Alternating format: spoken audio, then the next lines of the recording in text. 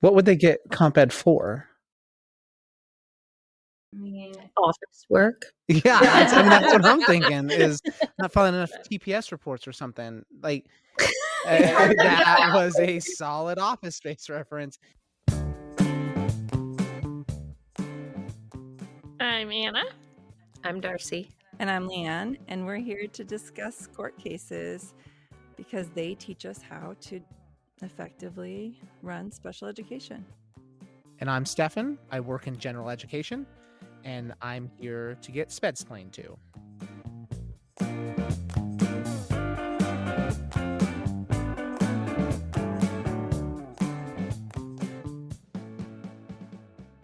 I have an exciting case today about graduation. We haven't talked about this one yet. No, I'm interested. I'm interested to see how graduation finds its way into due process. Oh, then you will really enjoy this. So first, I want to just lay a foundation that this was prior to the pathway graduation.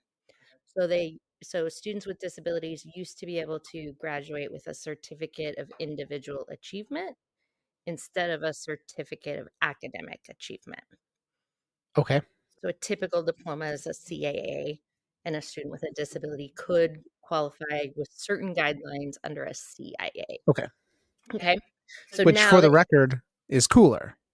Like, you graduate from the CIA. That actually, now that you say it like that, you're right. right. That is cooler, but it wasn't more cool. Oh. It really lowered the expectations for our kids with disabilities. For example, what grade level did they have to pass their tests with? 4th grade. All right. Oh, less cool. Yes, Less cool. way less cool. Way And less third cool. grade in math, I want to say 3.8 or something. Mhm. It's pretty. Yeah. Pretty, All right. Pretty low. Okay. So we're actually pretty. I'm happy that we got rid of that. I think it's much better to have a pathway. So now you graduate with a high school and beyond plan, a graduation pathway, and then your 24 credits required by the state, and districts like adjust those credits kind of come or go.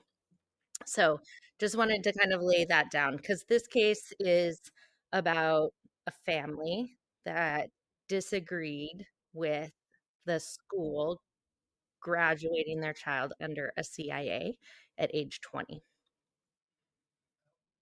And kids can stay until they're 21 and now up until 22, right? So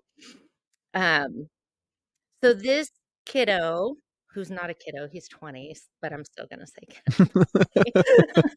kiddo. When are you retiring, Darcy? Is he a kiddo? I know, Oh, okay. Showing my age. when they're younger than your own kids, they're kiddos. For sure. So this kid was identified in preschool. So starting at age 3, all the way through the system with a really low LRE across his experience, 0 to 39%. Least restrictive environment. Got it. Yep. But you're going to have to explain to me what low LRE means. So within the 0 to 39%, so they only had that much access to general ed. Gotcha. He was diagnosed with health impairment, but had an IQ of 50 and a very low adaptive score. So also in the 50s. What does it mean to have a low adaptive score? Adaptive is like how you maneuver your environment. And so just like an IQ, right, you have those ranges of average and then high and low. So it kind of made me question, like, why was it a health impairment versus an intellectual disability? Not that that changes so much for service, but it seems odd that he went all the way through the system as other health impaired. And it really does deny that student some services in the adult world.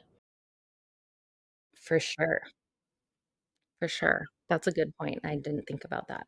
So if you are in a category ID, intellectual, I feel like I was going to say that wrong, but I didn't. I was with you, and then you paused, and I was like, maybe I'm not. It's a heavy.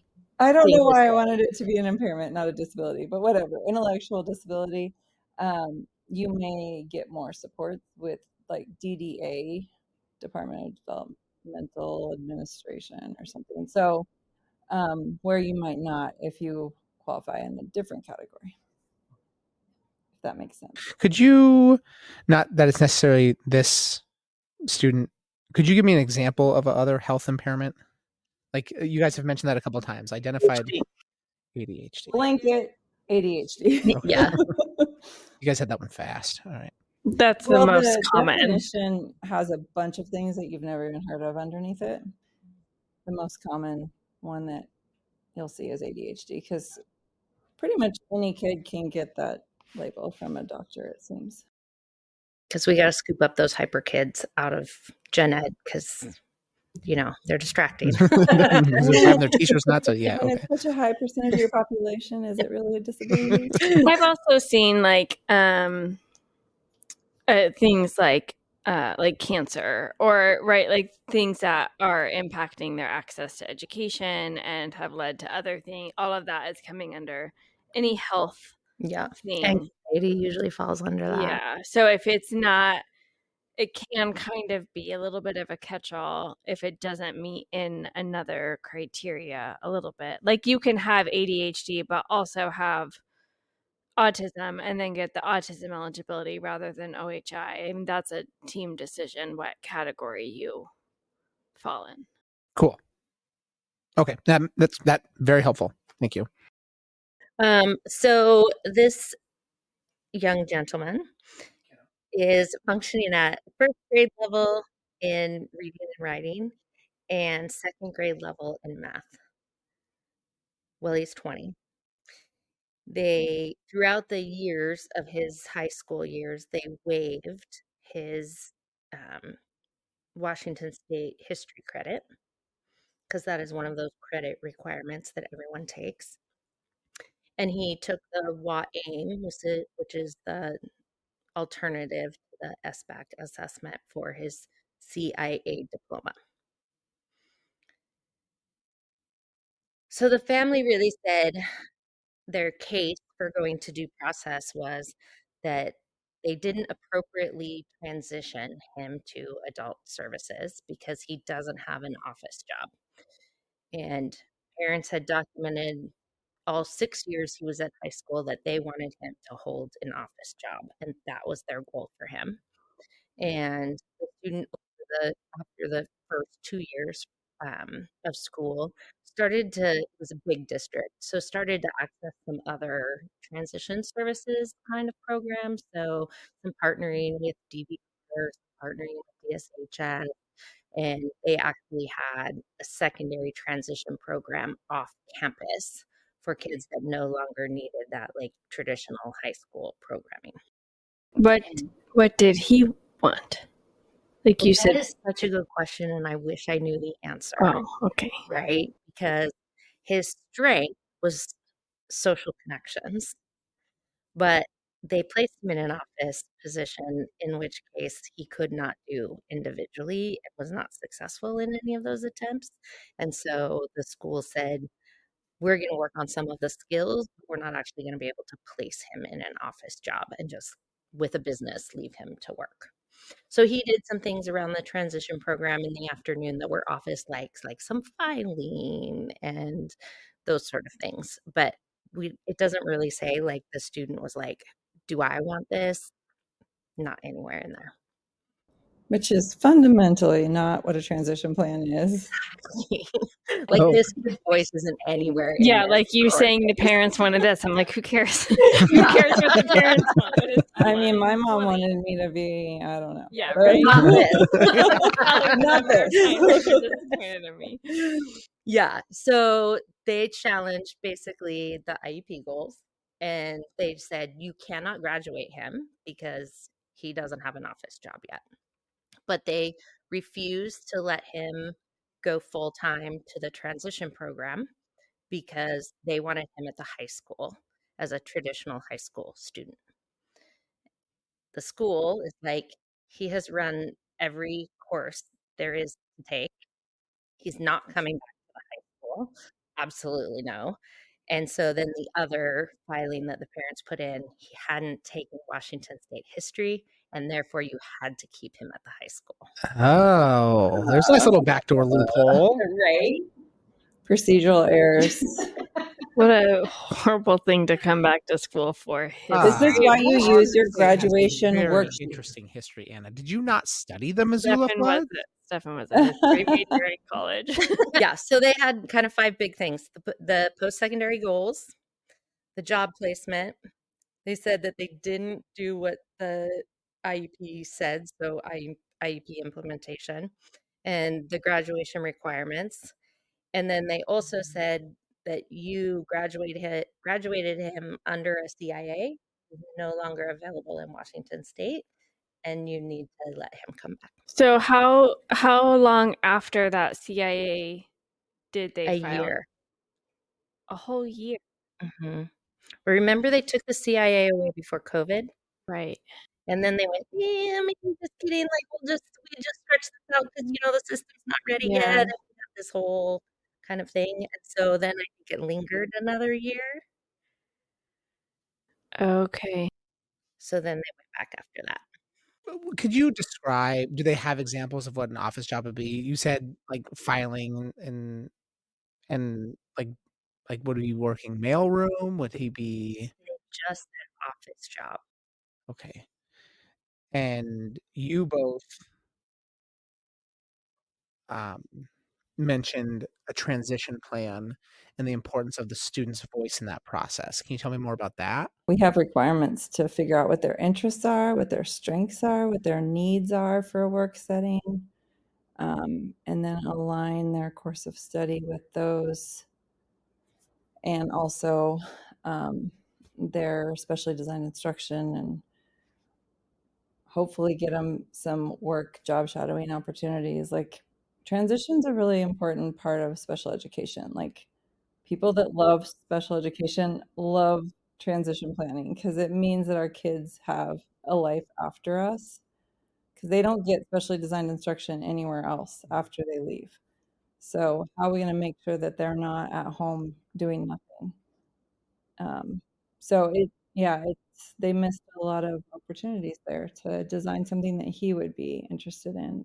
And the importance of his voice is it's his life. It's not his parents' life, right? Like your mom has told you that you should be a stand-up comedian, and we all know that you would That's not a be great super idea, successful at and I that, really missed my right? calling. That Like and going on your American Ninja Warrior. parents can have goals and dreams for you, but at the end of the day, it's your life, and you have autonomy as a human being to do what you want to do. So in this student's case, if his voice is not involved in that transition planning, then they're not giving him the autonomy to decide what he wants to do with his life. So it sounds like the school is saying he doesn't even have the skills to do the office job, but that's why I asked, like, well, does he even want to do the office job? And it's so important to have those tough conversations with families and with students when the career that they're choosing doesn't align with their skill set. Because you could set yourself up for writing this whole plan that you can't make happen. Yeah. And some of those conversations, like transition planning, is legally required to start at 16, but can be as early as 14. But the conversation of strengths and interests starts when you're born, right? Like, or as soon as they come into our school setting. That's one of the things in an IEP once you're qualified, but is also incorporated in education in general. What are you interested in? Let's play off of your strengths, right? Like you did that as a gen ed teacher, whether or not it was directed to you. That's just what we should be doing with kids anyway. And now, I think it's Washington State specific, but they're all required to complete a high school and beyond plan before they, like every student has to start their high school and beyond plan in like 6th grade or something. Yeah, it's middle school sometime. Yeah. Is that common for parents to kind of push on and say, this is what we want for our student, this is what we want for our student, and schools to be like, not really appropriate? Well, that's a good question. I don't know about common. I think one of the pieces in this also was that it's interesting that the parents are bringing the suit, but the parents don't have guardianship. Hmm. Right? So, which is, prior to 18, parents have to say, I'm going to keep guardianship of my adult child as they go through so that I can always represent them. And sometimes we see that in really impacted kids where the parents know they're going to take care of them until they find a different adult placement for them. But this isn't one of those kids, right? And so I think it really shows like how much control still had over the kiddo, right? Like whether he wanted to do office or not, he's probably like, I don't know. My mom says I got to do an office job, so I'll do an office job, I guess. As someone who doesn't know a ton about the student's disabilities, you listed he has a IQ of 50, which I've heard you refer to as before as like a kind of almost a dynamic score, like it's not a static score. That low adaptive score, meaning trouble maneuvering his physical environment, and then identified as other health impaired. But you had said I'm surprised he wasn't identified as having an intellectual disability. Is this a student who would traditionally live on their own and hold down like a job without like live-in support or uh respite here is the wrong word, but you know what I'm saying, like third party Like support? supported Assisted employment living. or something, assisted living. I don't know because he's only 20, and I think kids in that situation, like they just have so much more that they can show us if we give them that opportunity. But if we never put them in those places where they get to gain independence and do something on their own, like a lot of times I think being protective of them doesn't give them the opportunity to go and fall out of the tree. But transition plans also are 3 areas. So independent living skills, employment skills, and any kind of training that they would need.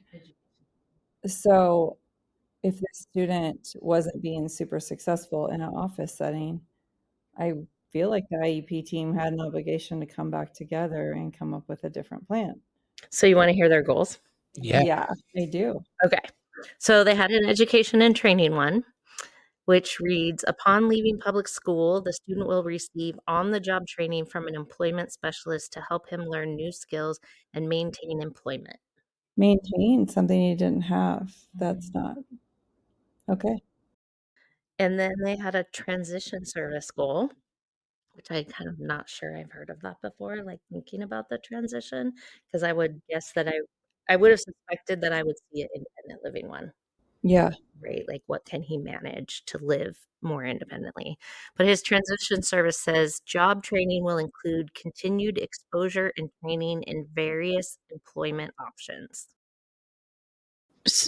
Whew, those are pretty generic. Yeah. So for the rest of his life, he's just going to keep trying out different jobs, but his other goal is to maintain a job?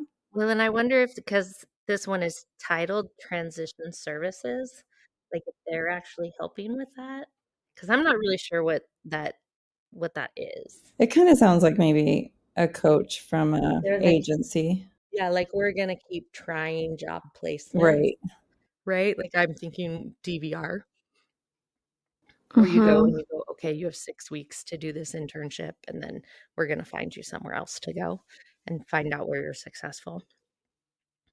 And then they had an employment goal. Upon leaving public school, the student will obtain employment in a position that allows him to work in an environment suitable to his needs. Oh, that feels to me like a blank slate on purpose, right? All 3 of those. Yeah. It makes you wonder if you checked all the other transition plans for that district, if they all said the same things, because they very easily could. Well, and I'm wondering if like here's a transition team that's like kind of has the same question. Like, what about this kid's inputs? What about this kid's skills? And okay, well, and we're getting a lot of push back from these guardians or these parents. Let's write some things that's going to fit. That gives us enough flexibility and room to do what's right for the student, but also the parents can fill in, like, let's to not piss off the parents essentially, right? I mean, that feels like as a parent, I could be like, oh yeah, no, that's an office job, I guess. But like as a team, I can still meet my obligation to supporting the student's transition goal by saying, well, his skill set instead of social skills. Can you kind of remind me, like in an IEP, you write a measurable goal, and you're progress monitoring quarterly or whatever is written down, and then you update it at the like next year. What is the like equivalent for a transition plan? Because eventually that kid's not in school anymore. What is the like end goal of that transition plan? Like, do you progress monitor from 16 until graduation, or is it like an open ended? So I'm not sure I'm going to answer this right in regards to I'm not sure what you're asking. Yeah, I'll tell you if I. So I think you're asking, like IEP goals, we progress monitor them 4 times a year, and so we know where you're at. Whereas transition goals, no, there's no progress monitoring at them. They're annual to annual.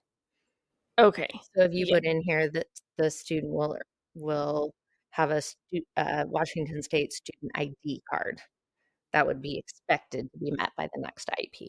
So these goals that you're talking about are the ones from the like most updated recent plan before graduation. Yep. Did they say if they had changed throughout that student's? They didn't say. Right. Mm-mm. So we're also required to do an interest survey, have the student take some kind of, questionnaire that helps lead to some job something that would fit with how they answer those questions. I'm not saying this very well, but we do this for all students. You've done it, I'm sure. And I wouldn't say that they didn't do it. I would say that it wasn't part of the parents' concern. The lack of the student voice was not the parents' concern. And so it wasn't part of the case, Okay. right? Like, did they meet compliance that they had student voice and that they did a student survey or had student input was just, so I don't know whether they did that or not. No, it's true. I mean, when we read these cases, there's a ton of information that we don't get to have. Yeah, I guess we're kind of projecting that student voice wasn't involved. I mean, definitely Sure. those goals have nobody's voice. I mean, not to be mean, but they're very, you could just grab them from a goal bank, and you didn't edit anything. And you could put them on every single IEP because single. they're just like random, like we're just going to help you with job opportunities. Right. Like what? And we know that like this is the next big area in due process for our state. Is transition? Yeah. Because Oh. we have not done a great job. So, whenever there's an area of weakness, the attorneys find it. I mean, I guess that's their job. Yeah. Okay. Okay, so what do you think the judge did? Can you remind me what it is that they're asking for? I think I know. There were dang, I only got to write down 3 of them. Nope, never mind. Just go ahead, Darcy. Definitely compensatory education. Okay. So post-secondary goals. That was one. Job placement. Job placement, IEP enforcement, implementation, grad requirements, and the CIA. And those were their complaints. But what was the remedy? You want us to guess that? Yeah, I haven't told you what did I the judge know. say? I'm going to say You guys say. that, I mean, definitely the district has to graduate the student, whether they use the CIA or whatever. And then I think compensatory education. What would they get comp ed for? I mean, Office work. Yeah, that's what I'm thinking, is not filing enough TPS reports or something. Like that was a solid Office Space reference. That I'm just wondering what. well, definitely the history class. But they waived it, right? I mean, is that not an official process? That was under CIA. Waiving it was under the CIA? That was part of their, because you did this, you gave them a CIA, and I don't want them to have the CIA. So, point of clarification, they graduated him with the CIA before the pathways, though. So, like when they're still allowed to graduate him with the CIA, and then when the parents brought this to due process, at that point, CIA had gone away. So, I mean, that's kind of like me saying, I got a ticket for driving 40 in a 35, but then the next week they changed it to 40 anyway, so you should take away my ticket, right? But when I drove through it, I was speeding. that's a negative twist on that, right? But I feel like they didn't do anything wrong when they graduated him with the CAA, even if it is a flawed system. Yeah, I'm gonna change my answer. I was getting caught up in the fact that I don't like the transition plan, but that doesn't mean that it was illegal. So, I mean, it sounds like they did provide a lot of opportunities to this student. Whether or not they landed on a career path that worked for him is different than the fact that they met their obligation of a free and appropriate education, and he graduated, and so maybe they won. The district won.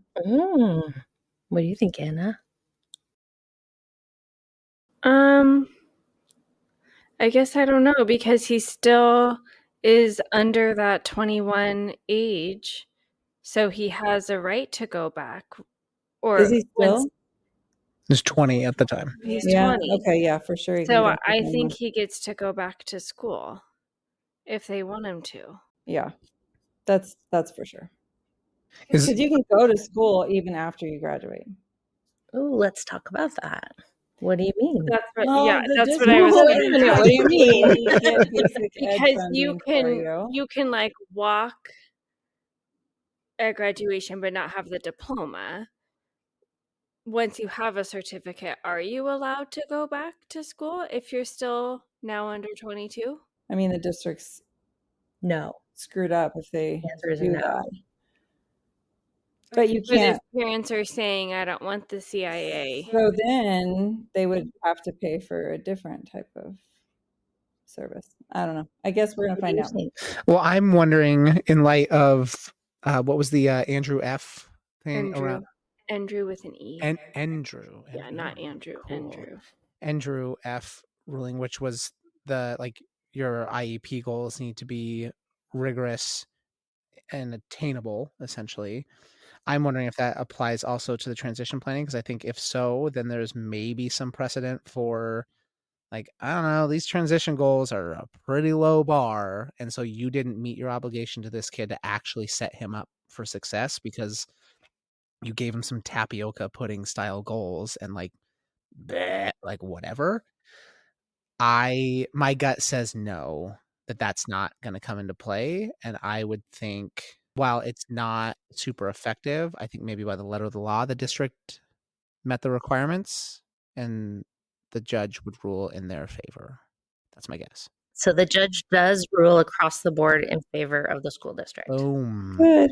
I mean, look at I that. don't know if I say good. Right. Well, I still don't good like the for us transition that plan. we got it And they correct. said that like was not a knock it out of the park situation, but not in the sense of you can't go back and fix that, right? Mhm. Like if you were unhappy with those goals, you should have spoke up that they weren't rigorous enough or measurable enough during that time. And that the student has graduated, a CIA was allowable at the time they graduated, and once they graduate, they are done. Yeah, but we've seen court cases where districts were ordered to pay for portions of community college or something because of not providing FAPE. I mean, I'm not sure, but I could see that if you're in a situation where it's gross. Right. I remember the case I'm thinking of, it was a deaf student that didn't have an interpreter. Yeah. So So, once a school gives that graduation in the system, there's no going back. So is They there can walk and not get a diploma, right? but in the Right, system, but you're done. they are not Yeah, graduating. good job. You finished school. Yeah. Is there any process in where we as an IEP team agree on a CIA, or was there, versus a CAA? Yeah. So family agreed to a CIA at one point and then later was like, nah, never mind. I don't like that idea anymore. But they tried to exploit that, Yeah. like that wiggle room transition period, no pun intended, to like, hey, this isn't even a thing anymore. But Yeah. And I guess I'm with Leanna. This doesn't feel good. The fact that we guessed that correctly, it doesn't make the system right, but it has changed since then, right? Like this couldn't happen now. Well, that is the concerning part of this, because I get to read into it, so I'm going to project. I'm the family. The kid's done with school. He's sitting on my couch in the basement every day, all day long, playing, I don't know, video games or on the computer or something, and doing nothing from the parents' lens. And so, what did the school do? And now he's only 20. He should be able to go back. I want the extra year because I need respite. Yeah, except for that And I want my kid doing something. you participate in an IEP that includes a transition plan from the time they're 16 on. So every one of those, you're talking about how the student's going to graduate, when they're going to graduate. You even put that projected graduation date on the IEP. So this wouldn't be a surprise that the student graduated before 21. And now you can go to school in our state until your 22nd birthday. So they some of that they could have had, but also these parents were stuck on office job, which again, though, the district has the job of being the experts and teaching them about. And it could be that the family runs some sort of office, so they want him to be able to be successful working there. Like, we don't know why they want We office don't job. know. We also haven't really talked about we've talked about how it's changed to 22, but we haven't really explained that to you. It's been in IDEA 21, but the question has always been, is that until your 21st birthday? Is it until you're not 21 anymore? Is it through the whole school year of when you're 21? So now, like this, within the last 6 months, it's come out in Washington that now it's until 22. But is that on your 22nd birthday? Is it for the whole school year when you're 22? It's the exact same problem. They just added a year. Oh my gosh. All right. I think at the base of this is that we need to stop talking about graduation and we need to start talking about letting kids go when they're engaged. And they need to be engaged in something in their community. Because nobody's happy with their kid home, their young adult home, sitting on the couch, not doing anything, even if they can, right? And so we spend a lot of time talking about graduation. And the school did say they can, like before he graduated, they said he can go to our transition program. We will work with him more. But the parents said, no, I want him at the high school. Yeah. And that was, I think, a deciding factor also was like, okay, so you basically are saying you don't want the school to continue on in the direction that the school would recommend. So that kind of answers a question that I had, which is if the parents had the power of foresight, what should they have done differently? Is it that? Say yes to the transition program? Yeah. And I think schools need to do a better job, especially going to 22. Traditional schools are set for 4 years. Maybe you could stretch it out to 5. But then what do kids do? You just keep putting them through art, the same art class for how long, the same math class for how long? Like, what's the meaning in that? And I think we need to look at that transition service differently. And now the pathway that that student would have graduated on would have been the WAEM, which is not going to guarantee any kind of success post high school. So I like what you're saying. Like the bar should have been that he had a job, that he was engaged in some kind of training or education, that he was working on independent living skills, all those things.